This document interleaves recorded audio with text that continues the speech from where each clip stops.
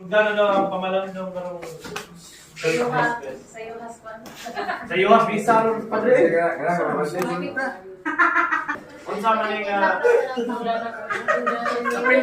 Second question is, what exactly are we choosing when we choose to stay? And the third one is, can discomfort be a weapon?